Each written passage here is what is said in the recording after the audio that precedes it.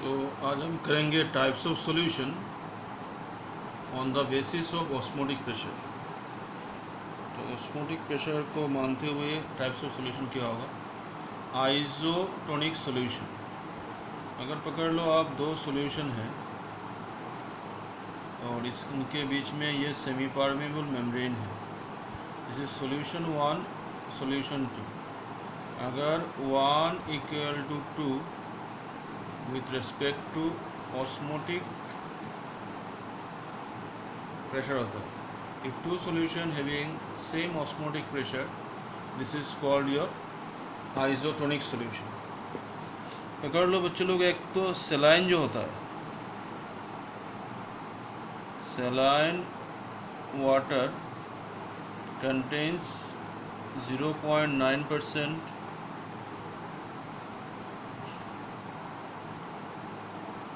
Mass by volume NaCl। तो saline water का जो ऑस्मोटिक प्रेशर होता है, this is equal to the osmotic pressure of the blood of our body. तो osmotic pressure inside the blood cell is equal to the saline water osmotic pressure. So that is why when you have inject some saline water, the pressures are same.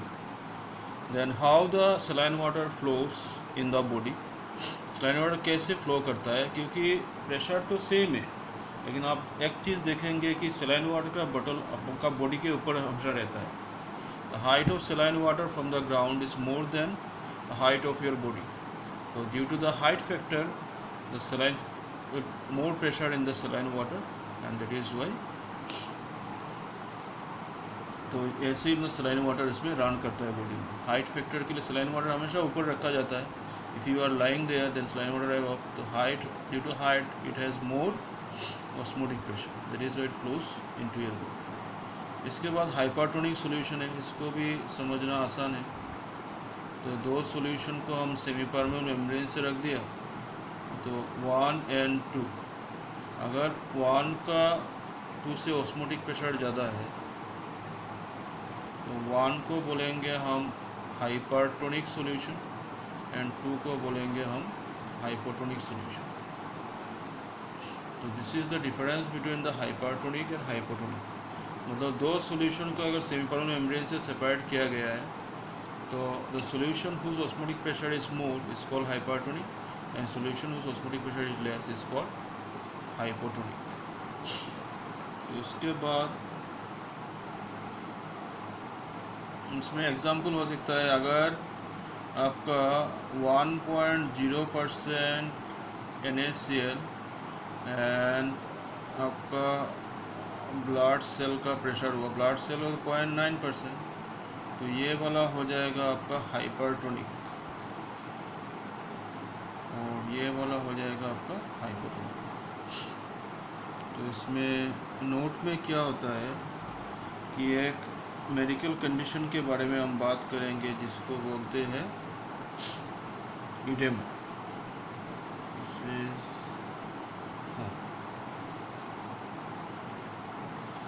सो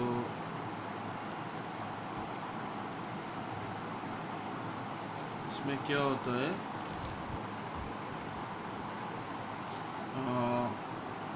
इडेमा है, अगर आप खाने में ज़्यादा salt ले रहे हो तो आपको ये प्रॉब्लम हो सकता है। इडेमा का मतलब है बॉडी में पफिनेस आ जाना, मोटापा आ जाना, बॉडी फूल जाता है ज़्यादा ड्यू टू दिस इडेमा। इडेमा है मेडिकल कंडीशन है। क्या होता है, आपका बॉडी सेल्स जो होता है, सेल्स के अंदर जाके सॉल्ट जो है डिपॉजिट होता रहता है। अगर ज़्यादा सॉल्ट लिया है या तो सेल के अंदर भी हो सकता है। In that case the concentration is more here, concentration high, and इस high concentration के लिए वाटर जो है वो आके इसको डाइल्यूट करता रहता है बाहर से। तो एक बात समझ लो, अगर हमने ज़्यादा सॉल्ट लिया है, salt is getting in between our cells, depositing in between our cells, and cells wants more water. जहाँ पर सॉल्ट होगा वहाँ से वो मोर वाटर खींचने का कोशिश करेगा, दैट इज वाई बॉडी फूल जाता है। इसको बोलते हैं इडेमा। और एक है, आप लोगों ने सुना होगा कि मीट को हम क्या करते हैं, सॉल्ट से प्रिजर्व कर सकते हैं। तो अगर मीट के ऊपर सॉल्ट दे देते हैं हम, now if the bacteria attack, पकड़ लो ये बैक्टीरिया है, bacteria attack on to that one, bacteria का बॉडी से वाटर इसमें क्या आता है, मीट में आता है। तो bacteria due to loss of water bacteria dies on to that. और एक पकड़ लो कि आप देखोगे मार्केटिंग में जाते हो तो ऑल दी वेजिटेबल सेलर्स और फ्रूट सेलर्स क्या करता है, थोड़ी देर के बाद वाटर को इसमें छिड़कता रहता है। तो they are throwing some water into the vegetables and fruits. तो इससे क्या होता है कि फ्रूट्स के अंदर तो कॉन्सेंट्रेट ज़्यादा होता है। अगर एक फ्रूट ऐसे सिकुड़ गया है तो पानी डालने से इसका ऑस्मोसिस होकर क्या होगा, दिस वन बिकम कॉफ़ी। इसमें दो फ़ायदा होता है, एक तो उसका वज़न इंक्रीज़ हो जाता है और दूसरा है उसमें ऑस्मोसिस की वजह से that one looks very good. So meat seller भी ऐसा करता है, अगर काटने के बाद क्या करता है, मीट को पानी में डुबो देता है। In that one this one gain some weight. So और एक चीज़ यहाँ पर ले रहे हैं जिसको बोलते हैं reverse osmosis and water purification. तो रिवर्स ऑस्मोसिस, अगर osmotic pressure is less than applied pressure, process उल्टा हो जाता है, ऑस्मोसिस से उल्टा होता है, सो स्क्वायर ऑस्मोसिस। अगर हम इस डायग्राम को लेंगे तो इट विल बी बेटर।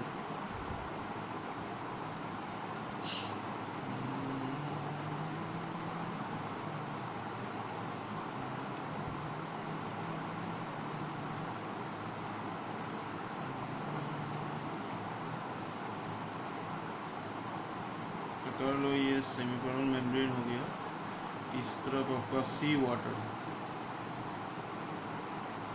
और इस तरफ है आपका फ्रेश वाटर।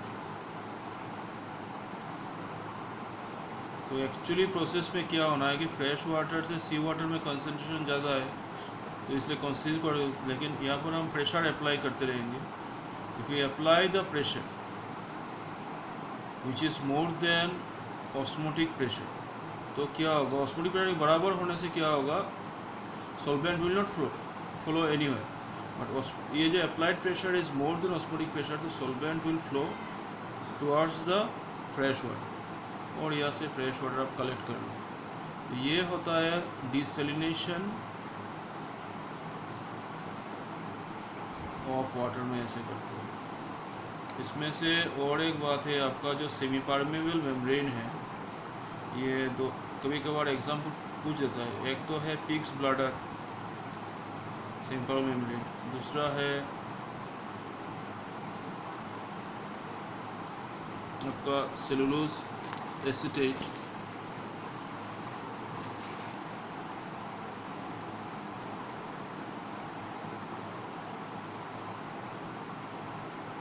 ये एग्जाम्पल हमने कहीं पे पढ़ा हुआ है, cellulose acetate. This is I think nature semi synthetic rubber cellulose acetate, और एक है पार्चमेंट पेपर। तो ये तीन एग्जाम्पल है, तो एक आपको याद करना है। तो नेक्स्ट देखते हैं क्या है। ये तो हो गया आपका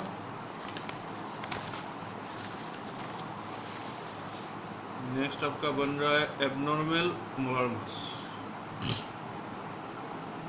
एक्चुअली पाई क्या है हमको, W2/m2/v × RT, W2 given mass of solute, M2 molar mass of solute, pi osmotic pressure. यहाँ से कोलिगेटिव प्रॉपर्टी जो है, colligative property directly proportional to number